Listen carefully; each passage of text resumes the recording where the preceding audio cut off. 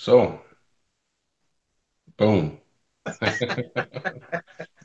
I did that. Hey, so listen, we talked about doing something on this episode, and so I started thinking what were some of my old scores on some Bloodshot Salvation issues? And it's pretty common for an episode just to start with boom, get Valiant, whatever episode number. Yeah. What else are we gonna say? I don't know. Well, you come up with something, or a viewer slash listener. Huzzah! And welcome to Get Valiant. I don't know. That sounds worse than boom. Boom goes the dynamite. It's Get Valiant. Boom goes the dynamite indeed. Um, yeah. I mean, I don't know. It's not something I intentionally say, but I I'm just sure say you it, I don't. guess. It's just funny how it's like the comfortable thing that you use to kind of usher in the episode. Like you just Boom. yeah, boom. What up? It's because we're live and, it's happening. We're trying to grab you. We're trying to bring you in and get you excited about our episodes by saying boom. Bringing them in. Oh, man. So, I mean, the Bloodshot movie is filming now officially. Yeah, that's really exciting. Um, but there's not really a whole lot of other news, really. I don't know. It was my post that I put up was more of a joke because all we had this week was Bloodshot Salvation, and the Bloodshot movie started, and it's really all that there is going on in the world of Valiant, except for one thing that happened yesterday. And I'm sure you're not that stoked on this, but I know that some people are pretty excited about this, and that is that Valiant teamed up with Humble Bundle again to offer a shit ton of books for a pretty low price if you choose to donate to them. And I believe that if you do the donation, it goes to a company called Keep Abreast, who Valiant has worked with in the past. The money goes to help with breast cancer research or whatever it is that they do. And you get like 150 books if you donate $15. You also get a coupon for the Valiant store, which is pretty sweet in and of itself. So that's news. Yeah, I mean, it's cool, and anybody that wants the digital copies of the issues, like that's an awesome way to get a shitload of them and they're all to bound, digitally bound together in the deluxe format, Yeah. So I'm sure that you also get whatever extra content comes with the deluxe, hardcover editions. So, what in the world? So they, you get a lot of different deluxe editions. I mean, you're getting Bloodshot, you're getting some Exo Manowar. Um, I think there were trade paperbacks of, or graphic novel, whatever, of like Harbinger Renegade. And, it's a way to get a lot of content for a very small investment. And the investment that you're making goes to, um, help charity as well. So, and like Josh mentioned, you get the coupon essentially for the Valiant store, Valiant online store, which they've got a lot of different shirts, they've got some hats, they've got tons of different stuff. So, They've got pillows, they've got hello. blankets. Like if you're ever like, hey man, I need to get me a Bloodshot pillowcase, now is your chance, man. Rush down to the Valiant store, do the Humble Bundle, get 25% off, and get a pillowcase. I would love for someone to get some shit like that and take some pictures of it. I am so just dying to see like what some of this shit looks like. And we live in a day and age where people love to take photos of every single goddamn thing they get. Why is no one showing me a picture of their Valiant lamps or shower curtains? I want to see this stuff, man. So someone buy this stuff, take a picture. I just want to see what the quality's like. I can tell you the shirts are nice. I've bought shirts, but I want to see some of that other stuff, that household items. Get that shit going. Yeah. They've got like wall art. Duvet covers, I think, and yeah, I was Yeah. looking. They have a wall decal of one of the covers of the Valiant, the one that's just like Paulo Rivera's like retailer art where it's just Bloodshot and then like a lot of different Bloodshot poses and heads and stuff like that. It looks pretty sweet. And I was like, man, I wonder how cool that thing would be. It's kind of an awkward size, like 15 by 24 or something like that. But I don't know. I was looking at the store today just because I saw the coupon, and I was like, I'll probably end up doing that. Just I have all the other stuff digital, and I've done it all through Humble Bundle before, so I probably will do it again. But then I saw the coupon, and I was like, shit, man. Like I always bitch and moan about how expensive the Valiant store is, so I'll probably do it and probably spend some. 25% off is not bad. Not bad. You know what, man? Like it's crazy. Like their shirts are so expensive, but I feel like their hoodies are actually pretty well priced. You can get a Valiant hoodie for like 45 bucks. Take 25% off that thing, man. That's like $10 off, man. Yeah, $11 and yeah, 25. that's actually a pretty good deal. Um, but yeah, I mean, other than that, there's not a whole lot going on. I think that this is so I'm not sure on this username. Captain Arachno Spider, I think is what it's supposed to be. Captain Arachno Spider, huh? Yeah. Um, That's a good name. he's asking or she, it's entirely possible it's a she as well. I don't know Hey, that this for might be sure. someone who's not using a he or a she. Let's also be respectful. They They. they are That's not asking meant us as a to joke either. That's not meant as a joke. But, yeah. They're Anyway, asking back to us to Captain Arachno discuss Spider. what? What's your problem? Are you just rambling over there? I'm just in a good mood. I'm trying to talk here, okay? Okay. Anyway, what's going on with Captain Arachno Spider? They're asking us to discuss DMG stocks again. I remember we had talked about that a while ago. Now they're referencing something saying the stock has dropped 500%, but that number doesn't make sense to me. Like, I don't know what dropping 500% means.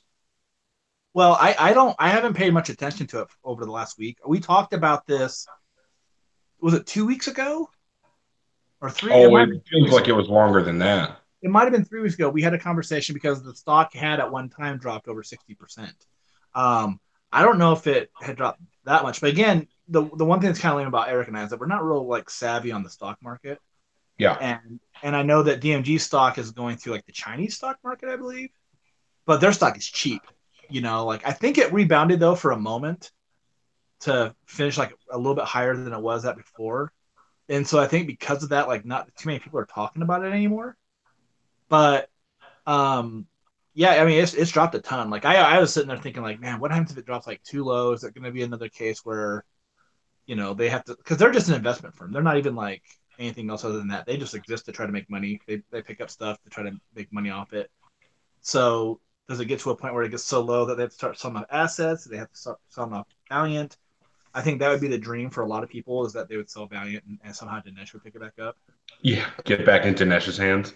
But I haven't really followed it too much. I think like the last time I looked at any of the postings about it was about a week ago, and it didn't seem like anything had really changed. It just seemed like it had stayed low, and there was some speculation that they were trying to restructure some of the financial parts of the company. So that's all I really have on the stock thing. I don't have anything else, unfortunately. Honestly, it could just be, I mean, with Thank you for that question, by the way. Thank you for the question. yeah, absolutely. Thank you for bringing up a topic for us.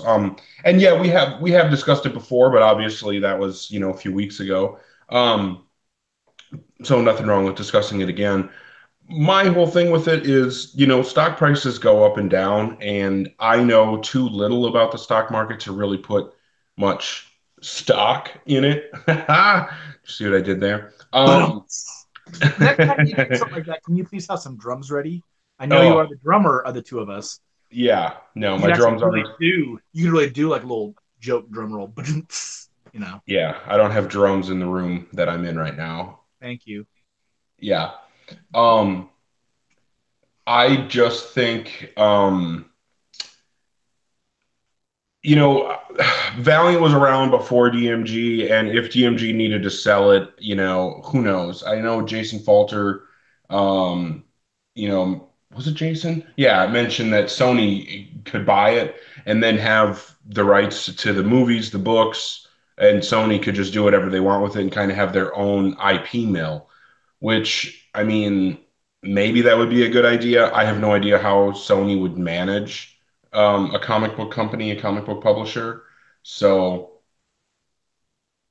I don't know. Oh, Captain Arachnospider is Jason Smith. Okay. I missed that message, Jason. I didn't, it flew right over my head. You know what's Um, harder to say than Jason Smith? Captain Arachnospider. But hey, thanks for stopping by and checking us out. that's not hard to say, but it is a little bit redundant in my opinion, Arachnospider, but it still sounds cool.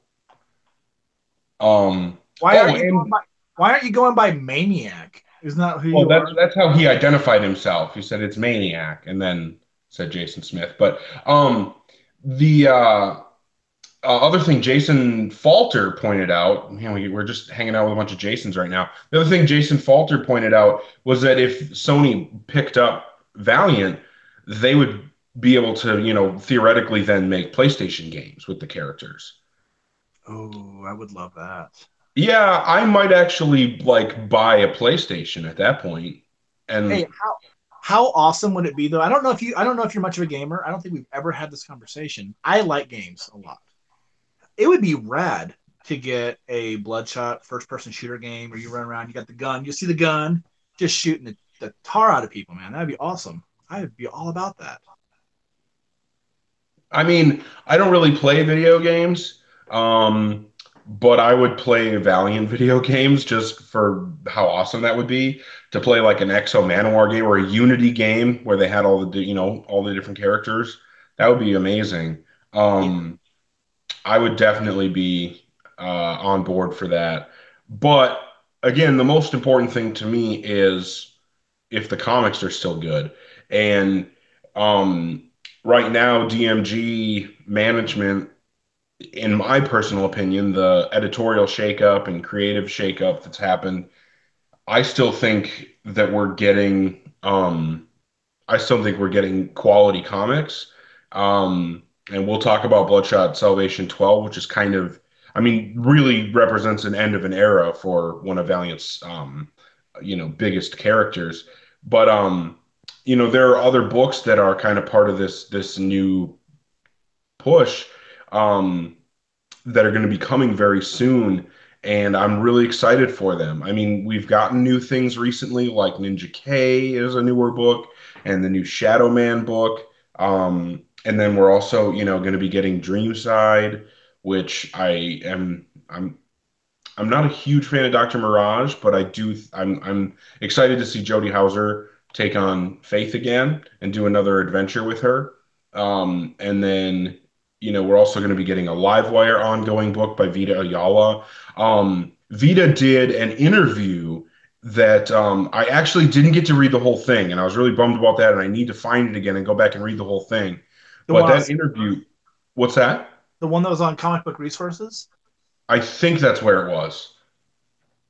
Um, but yeah, so Vita did that interview, and they clearly have a really, really good handle on who Livewire is as a character, and a new direction to take her. And obviously, Vita is paying a lot of attention to where Livewire is coming out of Harbinger Wars 2, and I'm really excited to see them take that book and move it in a kind of put Livewire front and center. Because even with Secret Weapons, as much as that was like a Livewire running a team book, it still wasn't a Livewire book as much as I have wanted one. And the fact that we're now getting a book called Livewire, I'm super excited about it.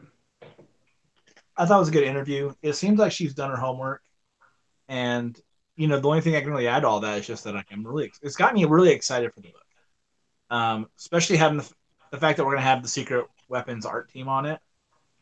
I think it's going to be hard to not look at the art and what's going on in the book and not think about like Eric Heiser's like work on it. So in that regard, I just hope it's good. But I'm going to go into it optimistic. I'd rather just be optimistic because I feel like it's too easy sometimes when there is change to be very negative and pessimistic about everything. Yeah. So I'm going in like, hey man, this glass is half full, and I'm ready to read the books.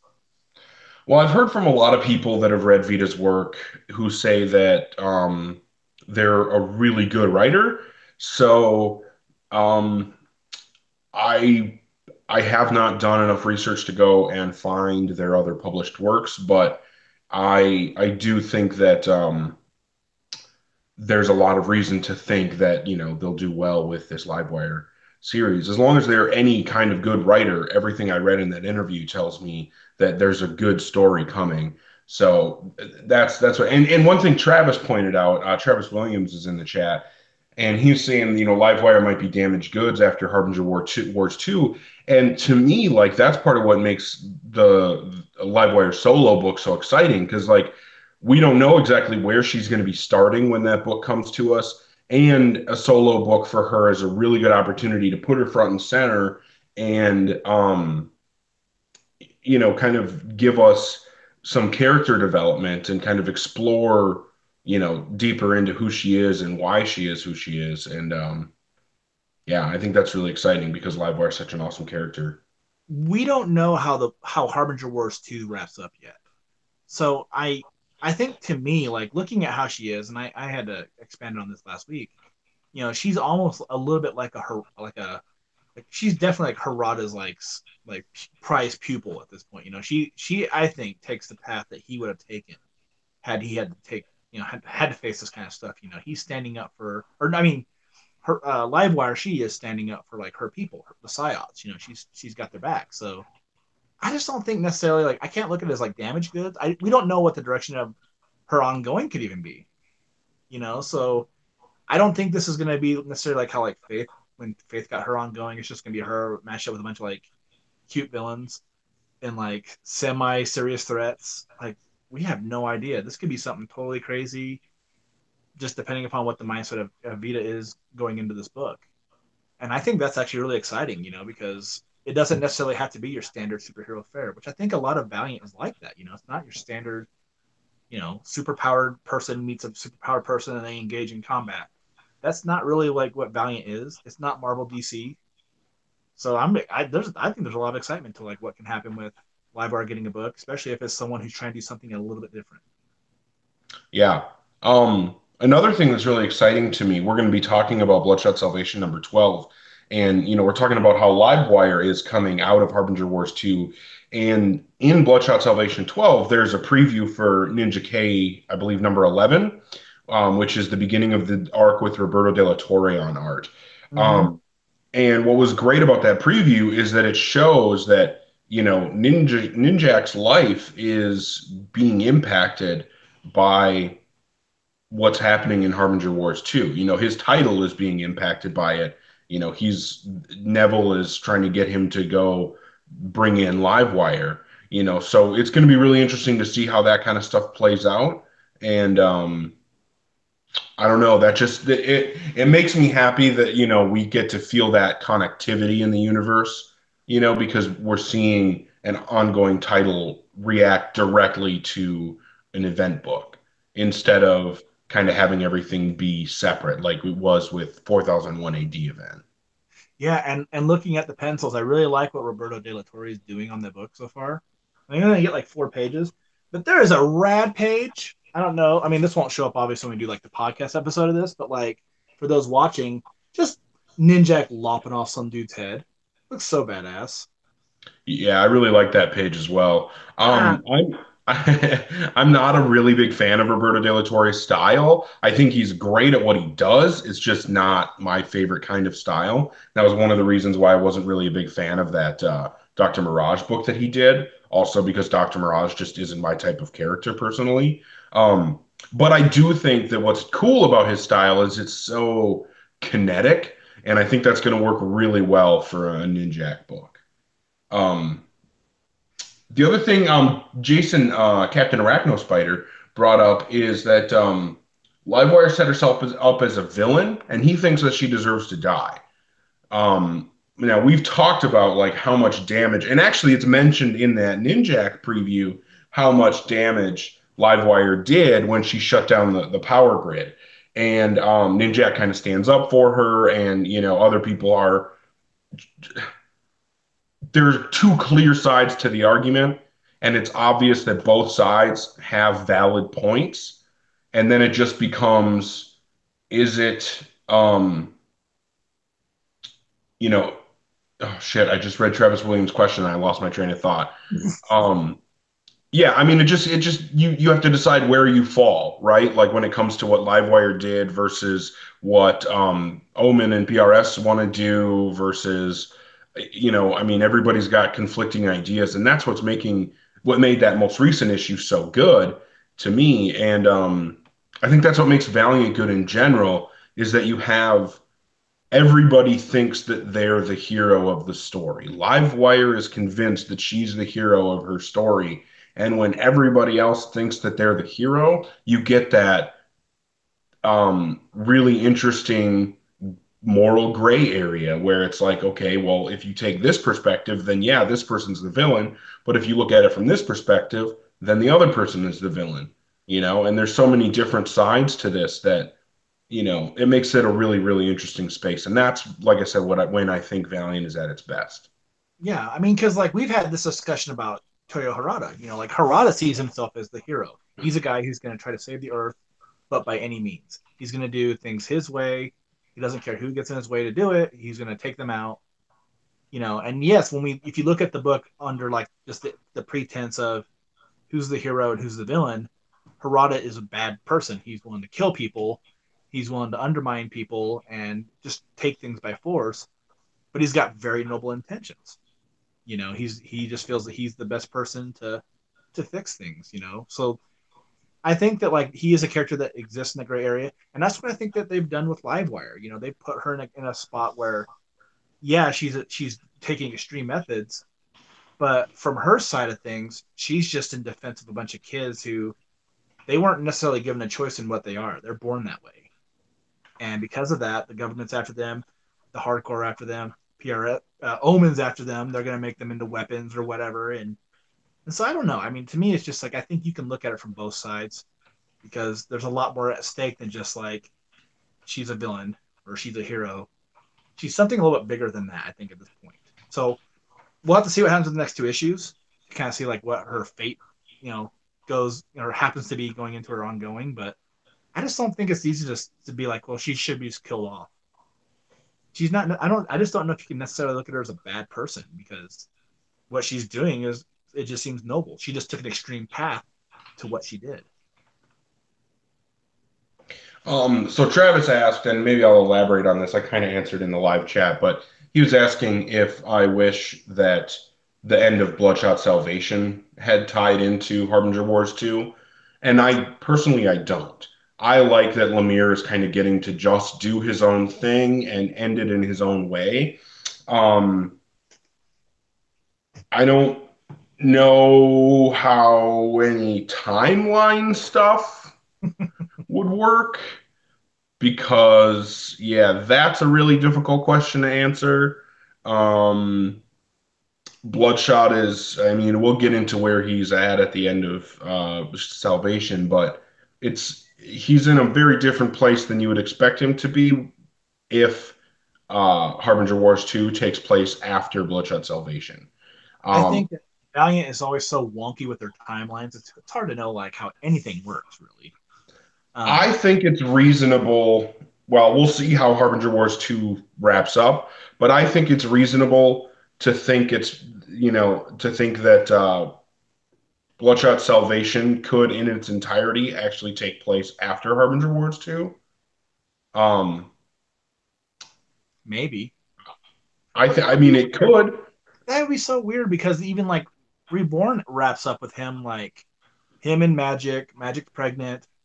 She just found out she's pregnant, so there's 9 months in between. So, at minimum 9 months in between Reborn and Salvation.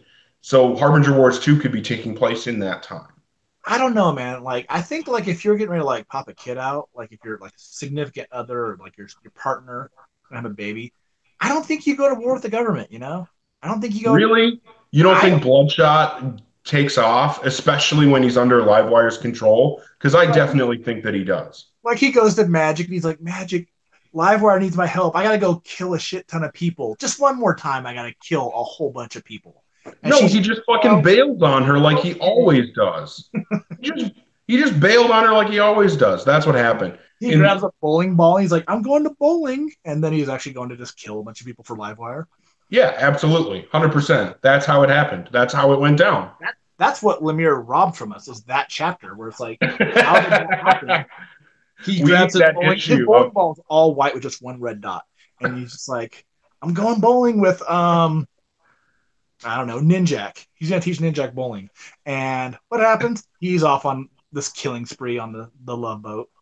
and then he comes back and tells her all about how terrible Ninjak is at bowling. Yes. And then salvation. We need those bookends. We need those bookends. Yeah. Um, I mean, I don't know. I don't think it's necessary to have everything completely like spelled out for us. But if you told me that Harbinger Wars 2 takes place after Bloodshot Salvation, that would be pretty difficult for me to reconcile because of where Bloodshot Salvation ends. It So, has to take place like prior. But yeah, I mean we can go into that. Hey, real quick before we get into our review of Bloodshot Salvation, and it sounds like we've got a couple of people in the chat. yeah. If people in the chat could let us know what your thoughts are on the end of Salvation. You know, because we're obviously Eric and I are going to talk about it. But if you have any thoughts on where you think what you think about the series overall, or even how the issue ended, let us know in the chat. You know, it's always good to hear from you guys. Well, Jason I, Falter just kind of laid out where he sits. He said that no Bloodshot Salvation number 12 ended too rushed. Rampage was a non-factor. 4002 is up in the air. It needed another 20 pages to flesh out the scenes better. I liked it, but it was time to end this series. okay, so let's go into our review. You know, just because like I feel like there's the possibility that someone's going to say something that one of us feels, and then it's just like I'm just going to end up being like, yeah, what he said. Yeah. Um, yeah, Sean agrees it was rushed. Jason Falter is saying that he thinks Salvation is after Harbinger Wars 2, which that's where I'm kind of at. Um, Oh, Jason likes your Bloodshot statue. Jason, Captain Arachno Spider, Jason. Oh, okay, Like, get one. They should be cheap. yeah. Okay. So moving into this, and here's something that I want to do. I want to actually like go through the issue. Okay. Yeah, I've got the A cover Yeah, as my well. pre-order edition comes with my DCBS order, so I don't get it until that shows up. Yeah, I was gonna get a pre-order edition from my comic shop, but I am also getting it from DCBS, so I didn't really need to buy two of them. So I decided to buy the A cover. Yeah. Um, so this issue, we come in right after Ray has just killed that random guy in the year 4002. Um, and 4002 Bloodshot is pissed. He's saying, I can't believe that you would do that. And Ray is just like, look, man, we're the person that we are is a fucking killer, and I got shit to do, so get out of my face. Um, Not quite that dialogue, but it's pretty much like on the nose. that's essentially what he says, really. He's like, back the Um, fuck up. I got to kill this homeless guy that's going to pose a threat, you know. And he he's like, wasn't a homeless guy; he was a sanitation worker. yeah. Well, whatever he was nothing special, it seemed like, you know. Well, he's gonna be some. He was supposed to be something special. Yeah. Um, but yeah, so we get that scene, kind of, with Bloodshot leaving the future and coming back to the past. Um, and then we jump to Magic hanging out with the Bloodshot squad about to attack Omen. And this is actually one of my favorite moments of this issue is when Magic's like, oh yeah, Punk Mambo told me that she's gonna shield your nanite signatures from Omen. And then we see Punk Mambo just like hanging out with a soda, some pizza, burping. She's just not paying attention to anything. Punk Mambo's fucking hilarious. But then, yeah, we got Bloodshot Squad ready to attack, and that is another thing that I like about this issue. We get a lot of Bloodshot Squad, and I think that's one of the cool things that Lemire brought to the Bloodshot mythos. And we kind of see him. I don't know. In a way, he ties up all the different things that he brought to us. um, and then we've got the scene with um, Jesse being hung up by the Scarred Man in Rampage, and I love she's so ominous. She's such a little badass, and telling him, her mom's already there.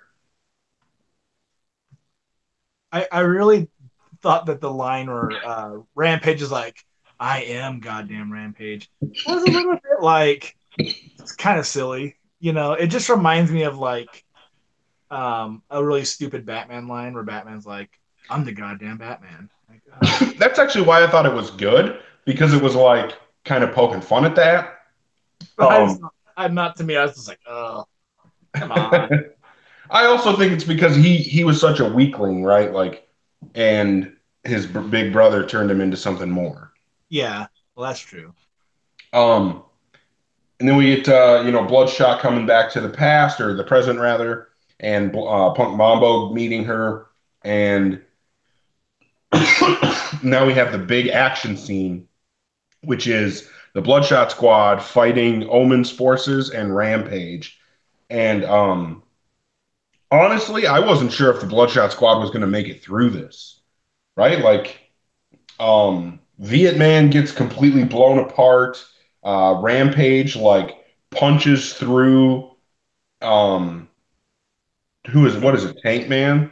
Yeah. Yeah, he punches through Tank Man's stomach.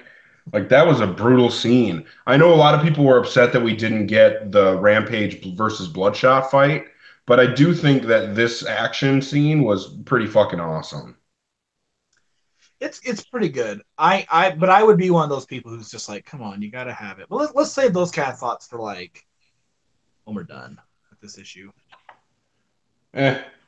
Well, and then we get Bloodshot shows up and um comes at everybody. Punk Mambo is helping out with her voodoo tricks. And then another one of my favorite scenes from this issue is Jesse like kind of repeating what was said earlier and saying, telling them that they can shoot her because she'll heal. And when she just unlocks her shackles by herself, that was fucking badass.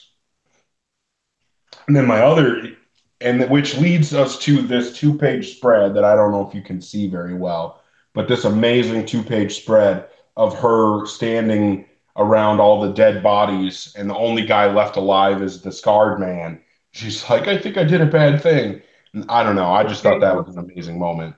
this 2-page spread looks way better in a book than it does digitally Yeah, because I looked at the digital copy and it just kind of took away from it a little bit where you just don't get the impact of it in a digital copy. Here it's like it looks awesome. It really works and like it's I guess to me it's like a good example of how print sometimes works a little bit better than digital as far as yeah, like even if the material is all the same, just the presentation works better. for sure. Um, so yeah, and then Magic assures Jesse she did the right thing, which of course she did. And the scarred man begs for his life, so if being threatens and begs for his life. And then we have Bloodshot decides that he's done. He kind of walks away. We get his kind of voiceover about the dream that he had that could have been a nightmare because of all the terrible things that he's done. And it was a dream. It was good because, it ended with his family. And I think that that's kind of a statement on this run as a whole. Bloodshot tried to get away from everything. He tried to get away. If you look at Lemire's arc of Bloodshot, it essentially was he tried to get away from everything, but he realized the world around him was full of violence and death, and then realized that he was violence and death.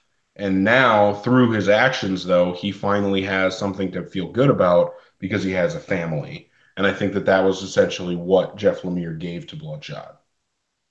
Yeah. I'm gonna have I guess be like the sour note on this. I think he should have totally killed the scarred man. because he just wasted some fucking dude in the future that's like a fucking garbage man, you know, and he's gonna kill a garbage man, but he's not gonna kill this dude that fucked with his whole family. And the garbage man Well, guy didn't do shit to him. Like that's yeah, fucked. but he He was just he saw only killed the he just saw garbage his man. future version in the whole process, you know. Future He version only fit. killed the garbage man so that he could um create, be with back with his family, so that he could keep his family safe. The whole reason that he went to Baron Samedi in the first place was to heal his daughter, Oh and yeah, then but the only way that he could enjoy being with his healed daughter was to kill the garbage man. When he's standing in front of the scarred man, he has a choice to keep fighting, make things worse, and continue, everything being horrible, or he can leave the scarred man alive and hope they at least get some time before they have to fight again, instead of, because if he killed the scarred man, it would be immediately everything would descend upon them. So yeah, he left him alive in order to have more time with his family, I think. But here's the most important thing that I think some people may have misinterpreted. Um, 4002 Bloodshot picks up the garbage man and walks away with him. To me, what that means is, this is going to be a shocker, but Baron Samedi lied to Bloodshot. He wasn't killing someone that was going to be turned into something that Baron Samedi didn't want. I think that by killing that man, and 4002 Bloodshot taking him, and who knows what he'll do with him, I think that that's going to create something that will change the course of how 4002 will go. Hopefully, we'll get that story someday, but that's my prediction. I bet we never get that story. But I would imagine that what happens there is that the Loa ends up somewhere different. Shadow Man is that guy's probably like a different version of Shadow Man or something like that, and that it goes somewhere else. That there's a different person that ends up that way. But I don't know. I thought he should have killed the Scarred Man, because the way that it's all put in front of them is that they're targets. They're already going to be hunted. So like, no matter what you do, like we're gonna fucking come get you. He should have just popped him right in the head, especially after his daughter just massacred like a whole room full of people. And then she's like, I can't. Oh, I did something bad. Like, you just fucking like filleted these people, man. Like, you couldn't like do one more and then feel guilty. Come on. But one thing I didn't get about this, one thing that was a little confusing to me, I guess two things. One is that like it's mentioned earlier in the run that Bloodshot is gains clemency for the actions in New York during Bloodshot USA. So like he should be his own person. He shouldn't even be looked at as like assets by like PRS. And when PR, or I guess Omen, I shouldn't say PRS. It's just such a slip of the tongue. But like when Project Omen notices that Jesse has nanites, they even make a comment that's not one of their operatives that has the nanites. So she's not technically like their asset. Yeah, they still own her though. They don't own her. Yeah, they do. She's They're, their property. how is she? She's a human being. She's not their property. No, but she's infused with their nanites, so she is theirs. She's their technology. Oh, I don't know. That's kind of iffy, I think, on that. I'm not saying I agree with it, but that would be their claim. Yeah, but I don't know. And I do think like all the buildup of like Rampage, I think that there should have been a big brouhaha between him and Ray. It would have been fitting. You don't really get anything like that. And I thought that the Punk Mambo Voodoo Doll thing, you don't see anything happen. We just see him on the ground later on in the issue with all the Bloodshot Squad. So I agree. Like I didn't want to say this when we talked about earlier, but like when Jason Falter said that he felt it was rushed, I think this issue was super rushed, which stinks because I felt like probably like halfway through this run, it feels like it just got super decompressed. So it slowed down, and then at the very end, they're just like, "Fuck it, make everything fit, make it somewhat plausible," and then just threw this thing together. Like to me, it seemed like it should have been a little bit longer. Like it wasn't quite meant to be 12 issues. And I don't know if that's because they did like all these little like one shots within the series, like how we got like Bloodhound story, we got the story of Rampage, things like that. But this issue does. I mean, I don't know if 20 other pages would have helped it, but like a little bit more would have helped it, just to kind of help stick that landing a little bit better because it does feel kind of rushed. And I don't know if it's because Lemire is a guy that really liked Warren. He dedicated his run to him, and maybe without Warren here, he was just like, "Fuck it, let's just get this thing done so I can move on." Because this is his last work at Valiant too. But I don't know. I mean, to me, like I feel like it was a little clunky. It's still like for the most part enjoyable. I did like it, but I think it could have been done better. That's just me. I thought it was a good ending. I didn't think that it felt that rushed. Like I can understand where like feeling it was rushed comes from. Like, but to me, like everything just kind of fell together and it worked, you know? I think that not having like yes, it would have been cool if we got a big knockdown, knockout, whatever, like, badass fight between Bloodshot and Rampage. But I still think that the fight that we got with Rampage versus the Bloodshot Squad and Magic, getting involved and Punk Mambo coming into the show, and I think that it was really cool. It was still a lot of action. It was still um, a good Bloodshot issue. And maybe Salvation as a whole isn't as good as Reborn was. I'm not gonna, make a comparison there, but I I do think Reborn is just like to me like pretty incredible, and this is just it's okay. right. No, and I'm not going to argue that, but I do think that this was a good ending to the series, and it was a satisfying cap to what Lemire has done with the character so far. You know, Um, there's two things I really liked about this though, and I had made mention of this a while back. Two things I wanted to see. One is I wanted to see Jesse live. You know, I didn't want to be like a case where like they fridged her or they fridged um Magic. You know, because they're the two female characters. I feel like if Valiant's ever gonna kill any of its own characters, it's Kay or Flamingo. So I was really glad that those two made it out. Also, I'm really glad that the Bloodshot Squad made it out. I didn't want this to be one of those cases where Lemire was leaving, so he took his toys and and put them back in the toy box by killing them all. Uh, I thought that was good about this book because it does leave more characters out in the field, more characters within the world of Bloodshot, and I think that we do need that. and I think that he did a good job of leaving a lot for whoever picks up the story from here. Obviously, the next title being kind of a prequel thing. Um, I doubt that we'll see the threads, picked up from the end of this book. But I do think that those threads are there, for the next whatever comes after this, because it's clear that Omen is going to come back after Bloodshot and Magic and Jesse, and who knows what's going to happen to them in the meantime, and who knows what the struggle of raising a 9-year old or 10-year old who's actually like 1 year old, but also has nanites. And like, I mean, there's a lot involved there. So, I mean, there could be a whole lot of other stuff. There's so many stories that Lemire has left open. And he even left a future writer the opportunity to give us the first big fight between Rampage and Bloodshot. So I think that in that way, you can say that he's given a lot of gifts to whoever writes the continuation of Bloodshot's story from here.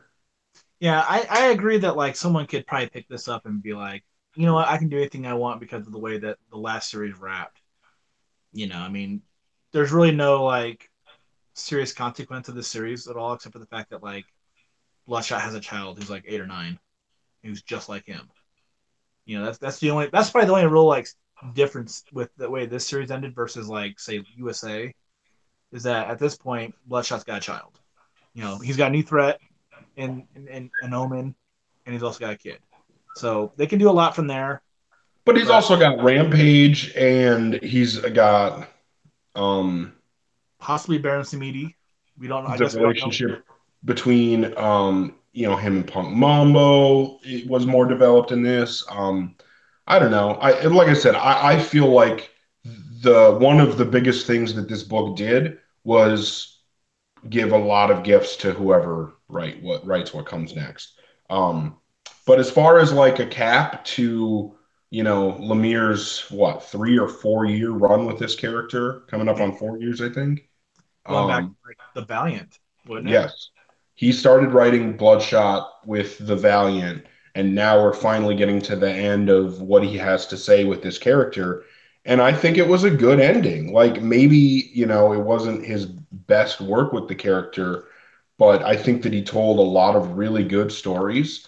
And now that it's all done, I want to go back and reread it all. And I think that that's going to be a good read. And I think Salvation will be included in that as a good read. Yeah, I mean, he's gotten about what 3 almost 4 years out of the character. That's pretty good, and he definitely is part of like what I always thought was like an exciting like second generation of like Valiant writers, because if you think if even if you just look at like how VEI started, where everything was like Fred Van Lente and Dicehart and Venditti and Straczynski. Straczynski started off Bloodshot, like those guys helped build the Valiant universe, and then all of a sudden Kent and Lemire came in, and it felt like for a minute like they were just writing everything that no one else was doing, like Kent had like all these books, and Lemire just he handled Bloodshot. It's kind of sad to think that like Lemire's gone. All those original guys are gone pretty much. Maybe Fred Van Lente pops back up because he seems to really enjoy the character so much that nothing's gonna stop him from writing them. But like I imagine like who knows what goes on with Kent too. And it'll be kind of sad when Kent goes too because then it'll be like so many people just keep leaving. No one's really sticking around. But I think overall, if you look at like what Lemire did on the character, like I think that anybody would have to come back and say that he did the most with the character. He grew the character the most easily. He did the most like character building. I think because he was way more than just like a weapon.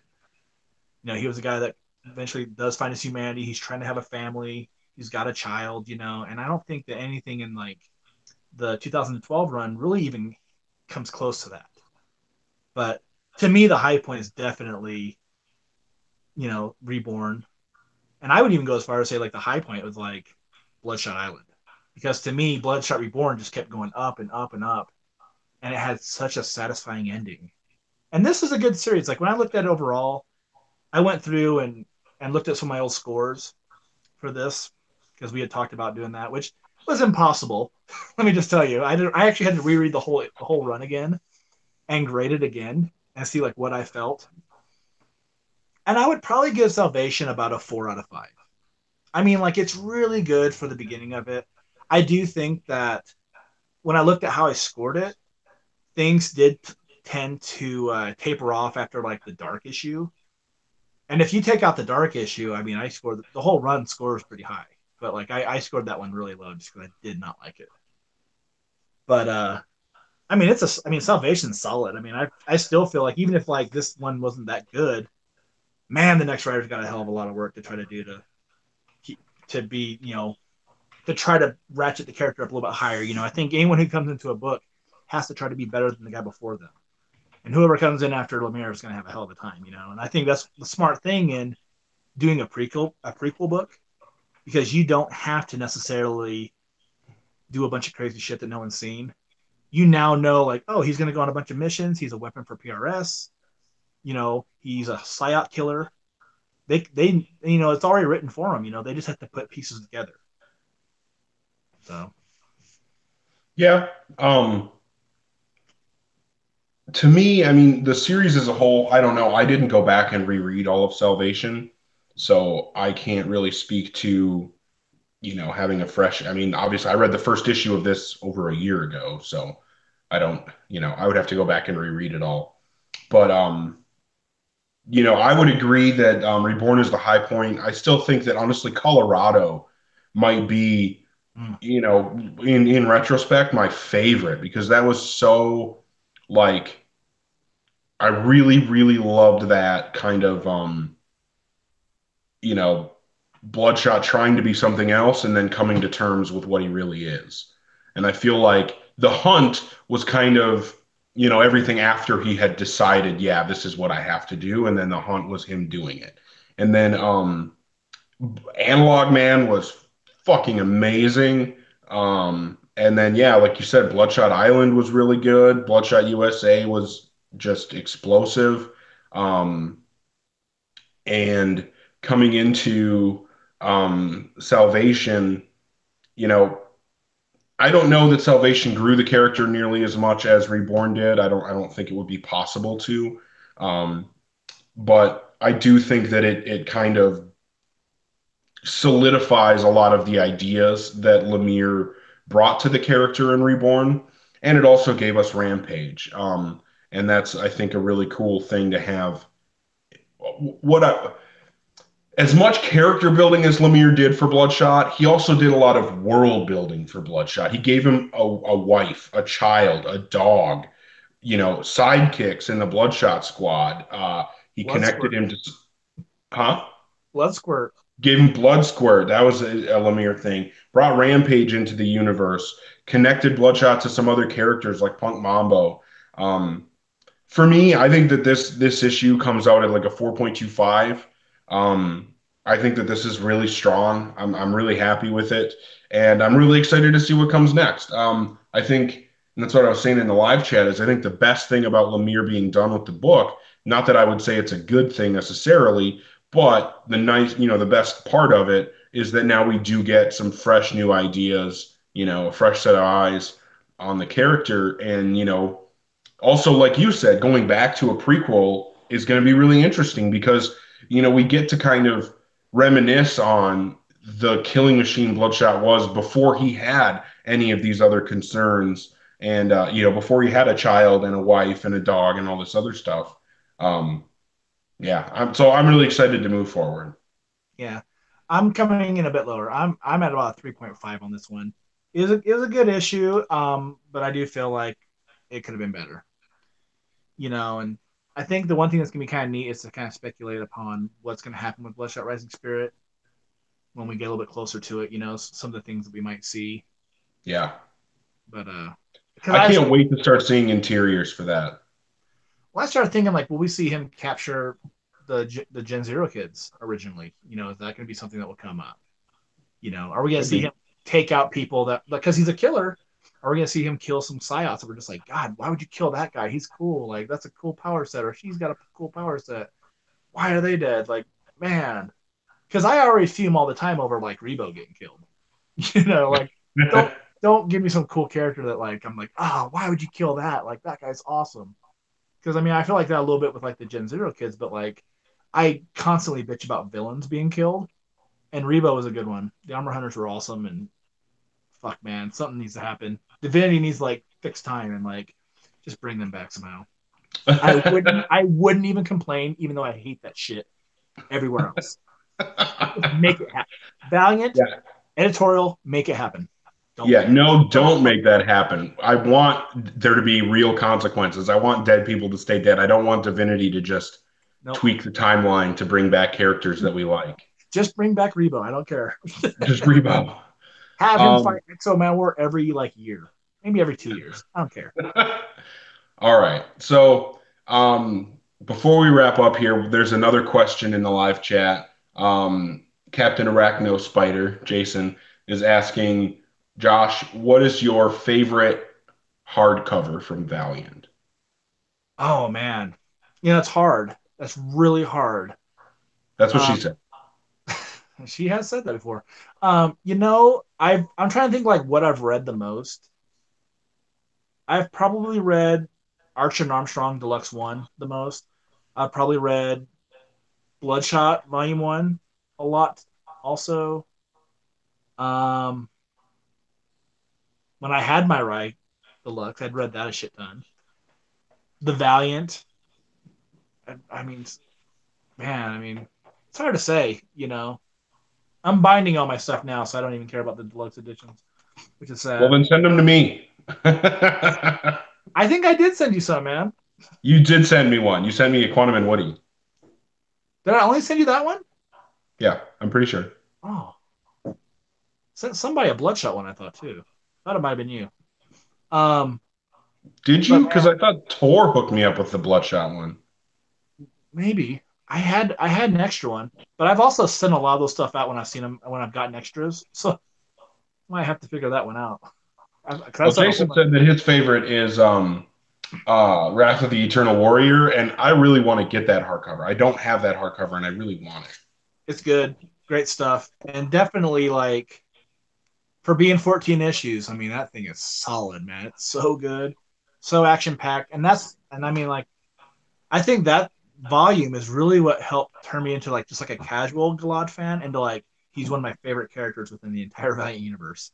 He is a great character. Yeah, he's Speaking of great. which, I cannot wait for Ninja K number 11 with the whole dying one. And who knows what's going to come from this next arc. But God, that's going to be so fucking awesome. With dying one running around in Galad's body. Yeah, Fuck. it seems fitting in a way that like Ninjak is the one who's gonna like save him because they, at least according to like the Fist and the Steel, they have a really tremendous friendship, and he should be the one that like brings him back into like the regular world if they can even do that at this point. I'm sure somehow it eventually happens, but I don't know. I can't believe that you just made a neutral, even somewhat positive reference to that dreaded arc of Oh, Ninjak.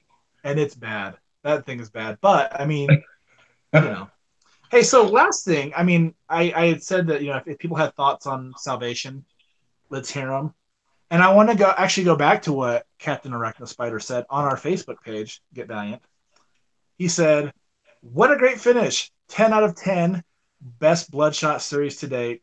Hashtag lies, all lies." Who said that? Jason Smith, the Oh, captain. The captain said that. the Spider Captain. The Spider Captain. Also, Chris Adamson, old Moosey, he said it ended too quick. Lots of unanswered questions. Yeah, but that's comics. They're always going to be unanswered questions. That's like the point of comic books. Yeah. So I don't know what was said in our chat since I can never get it to work on my end. Well, you should. I should. Um, I need like just a computer instead of a phone. yeah, well, I've got my tablet, computer, and phone running just to keep this all smooth. That's how you do it. That's Dang. how I do it. Oh hell yeah. Um, and I have no idea what my favorite hardcover would be. Probably, I mean, Bloodshot Reborn Deluxe Volume 1 would definitely be up there. Um, but there's also some amazing stuff with like that Matt Kent Ninjak run, the Venditti EXO run. Some of those volumes would definitely be in there. Man, Um, I feel like EXO when she. I mean, like, and I like all of EXO. I like all of Venditti's run, but to me, like that book really gets like good as fuck and like at volume 3. Like from there, it's just like the everything's Deluxe Volume 3. yeah. Because I think a lot of the first two is just establishing EXO. Like it's a little slow, and from there it's just like Fight City, man. He's kicking everyone's ass. Yeah, I need to go back and reread all that. Hell yeah. Oh, and then what's coming out next week is Ninja K number 10. So Yep. this should be wrapping up everything going on with the coalition and all that. And then next month, number 11 is going to give us the new arc with Roberto Della Torre. Mm, But yeah, I'm definitely excited to see Ninja K is the best book I'm reading right now from any publisher. So yep. very, very excited. And Um, next week, since we're only doing one episode or one issue, we might have to go back and talk a little bit about other books we're reading from other publishers. yeah. I would say that something really good came out. I don't know if you read it, but I would imagine you would. Hot Lunch Special from Ellie I did People. not. I need to read that. Good stuff. You'll like it, I think. Okay. Well, cool. Thanks everybody for hanging out with us and watching the episode. Hopefully, you also read Bloodshot Salvation 12.